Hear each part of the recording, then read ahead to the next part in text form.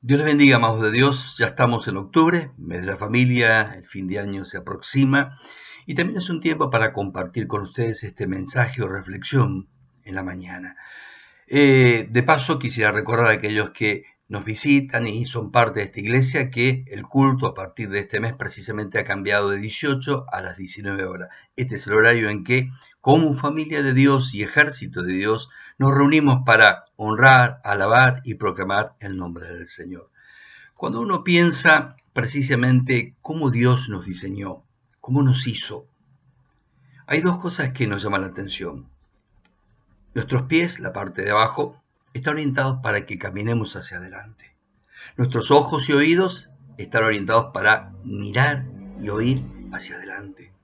Todo el diseño de este Dios creador, inteligente, que hizo todo el universo, está orientado para que vos y yo, los que buscamos a Dios, los que andamos y le amamos, caminemos hacia adelante, para avanzar e ir hacia adelante. Colosenses 3:1, Pablo dice, puestos los ojos en el Señor, mirando hacia arriba. Cuando alguien me pregunta, ¿a quién te pareces más?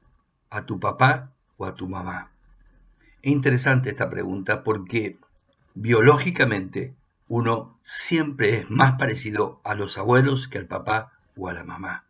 La carga genética puede ser más fuerte de una u otra parte, pero cuando uno se vuelve Dios, de pronto esta pregunta puede tener otra respuesta, porque Dios nos transforma por dentro y por fuera y hace de nosotros otras personas, porque hay un llamado de un papá amoroso que nos adopta como hijos y nos forma como tales. Vamos a ver las razones por las cuales la palabra de Dios, precisamente en Efesios 5, del 1 al 6, nos habla de este tema tan importante que hoy quiero compartir contigo. ¿Cuál es el propósito de Dios precisamente revelado en la palabra de Dios? La misma palabra de Dios nos orienta en este sentido y nos dice realmente cosas preciosas, preciosas solamente que Dios puede decir. Dice Pablo, Efesios 5:1, por tanto, imiten a Dios como hijos amados, vivan en amor, así también como Cristo nos amó y se entregó a sí mismo por ustedes, como ofrenda y sacrificio a Dios de aroma fragante. Entre ustedes ni siquiera deben hablar de inmoralidad sexual, ni de avaricia, ni de ninguna otra clase de depravación, porque ustedes son santos. Tampoco sigan obscenidades, ni tonterías, ni palabras groseras. Eso no es conveniente. En vez de eso, den gracias a Dios.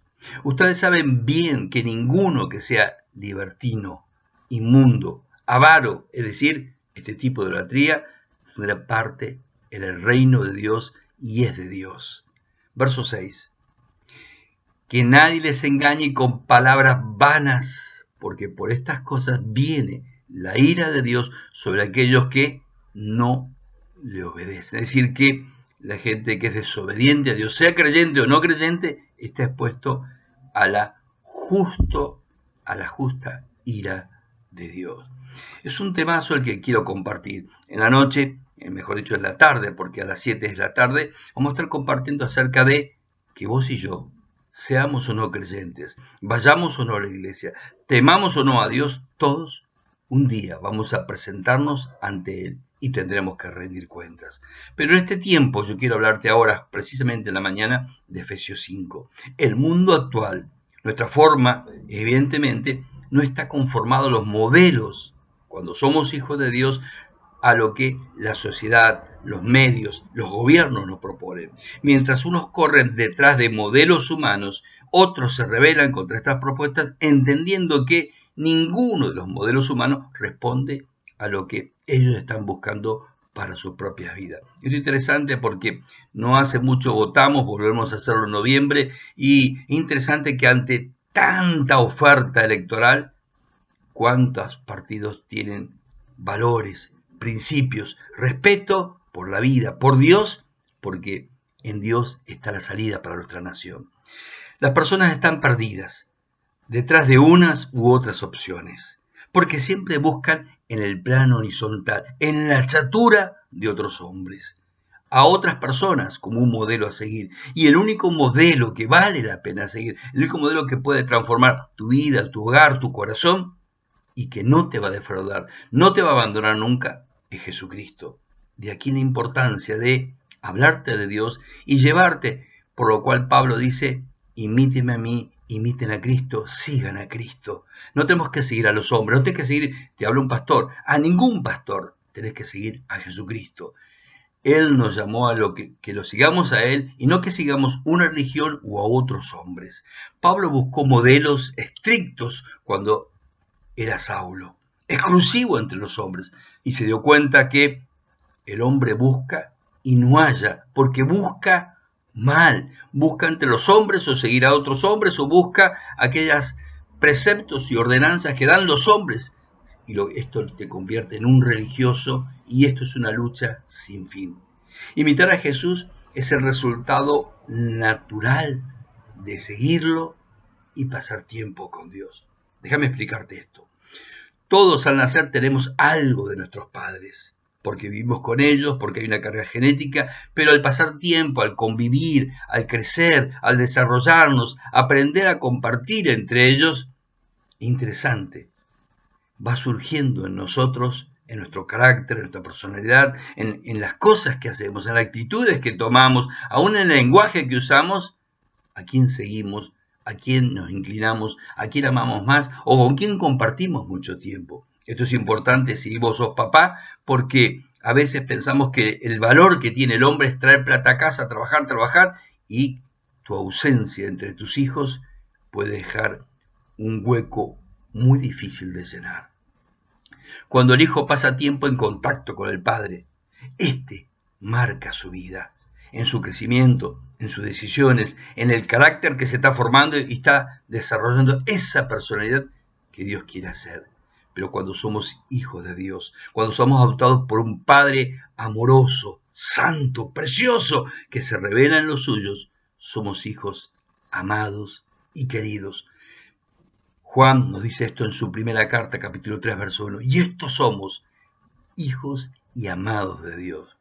Cuando uno se vuelve al Señor, se vuelve a Él y acepta ponerse bajo la dirección tierna, amorosa y ejemplar de Jesucristo, además de venir Él a nuestras vidas como ofrenda y sacrificio por amor a vos y a mí, lo cual, esto fue un aroma agradable a Dios, nos enseña que este es el camino a seguir, entregar, dar nuestra vida al Señor. Si queremos agradar a Dios como el Señor lo hizo, solo debemos hacer lo mismo que Él, seguir sus pisadas, entregarnos a su dirección y así poder no solo caminar de su mano, andar en el amor de Dios. Al andar con Jesús, hallaremos cosas que son impropias e incompatibles con la condición de ser un creyente en Cristo, un seguidor de Jesús, las cuales se mencionan aquí. Hay una lista en los versículos 3 y 4 que hoy no quiero entrar a buscar en forma fina, pero sí quiero enfocar tu atención cuando dice allí precisamente que somos ofrenda agradable. En el Nuevo Testamento, Pablo Besón, como la referencia en la Biblia de las Américas, nos lleva justamente a Éxodo 29 y 18, donde se trata de los holocaustos y ofrendas quemadas a Dios. Es decir, que la ofrenda quemada hacía que subiera un aroma, un olor que a Dios era grato porque no por lo que se estaba quemando, sino por la acción de entregarlo a Dios, quemarlo, dejarlo allí, dejarlo completamente al punto que uno lo podía quemar, hacer holocausto de eso.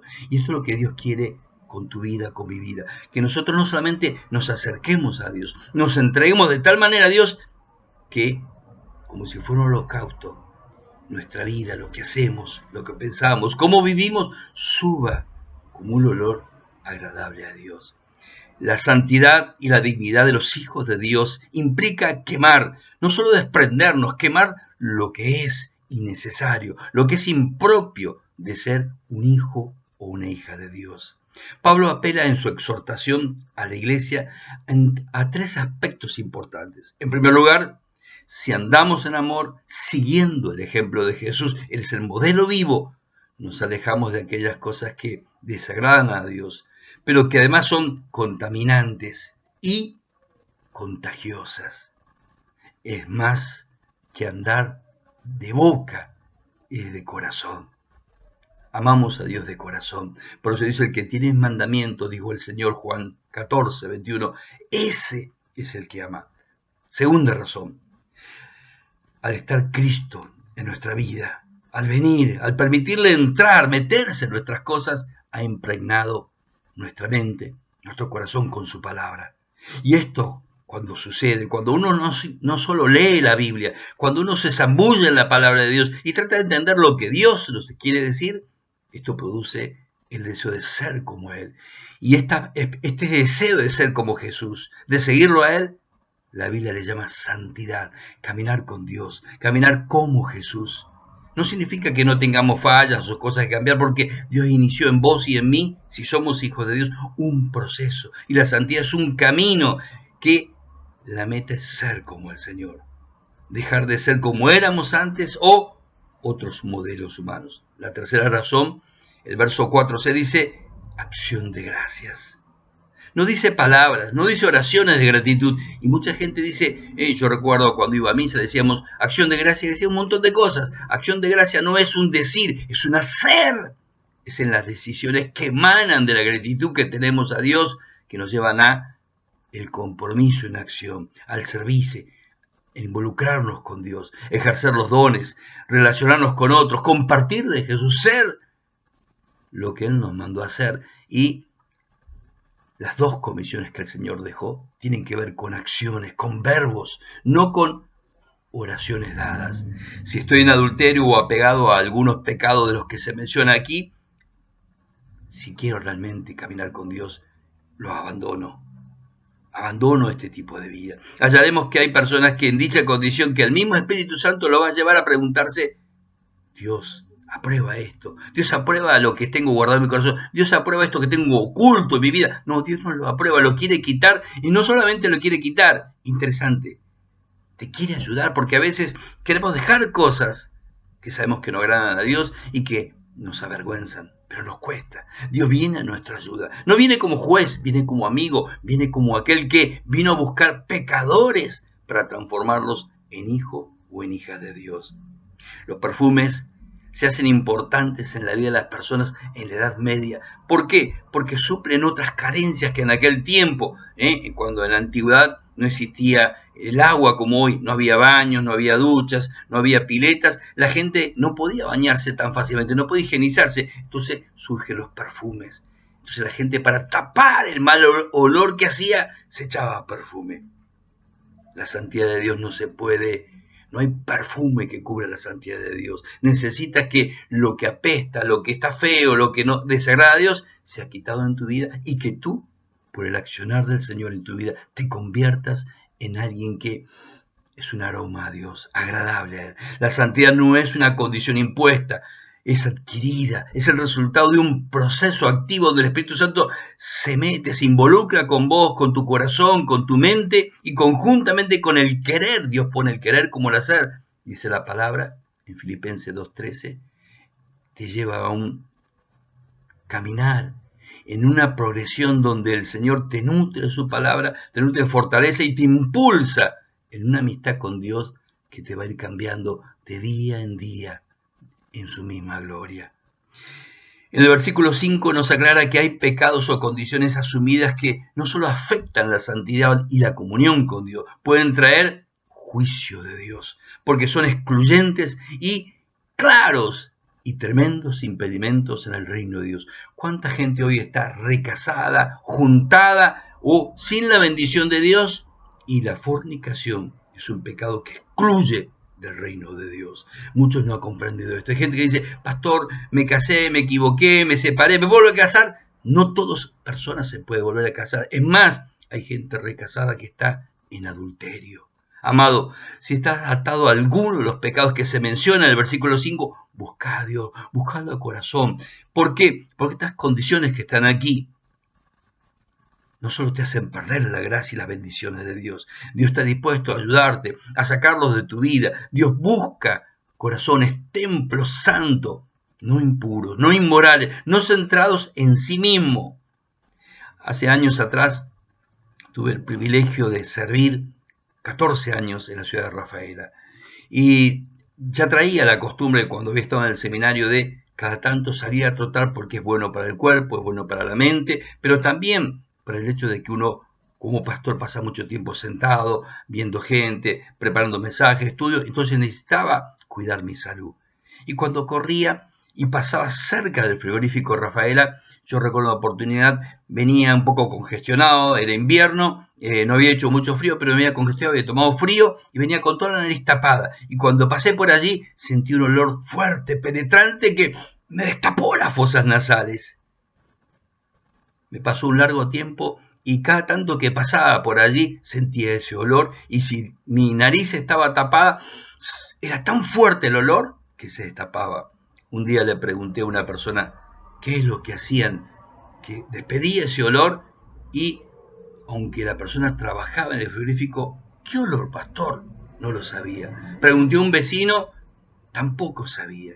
Hasta que le pregunté a una persona que pasaba por allí y como no era del barrio, no estaba acostumbrada al olor, me dijo, están haciendo salchichas. Las salchichas, sí, las salchichas. Los hot dogs, los perros calientes que le dicen otros. Las salchichas. Porque ellos no tiran nada. De todo lo que saca la vaca, lo queman, hacen una pasta. Y eso es lo que vos y yo comemos cuando comemos salchichas, panchos.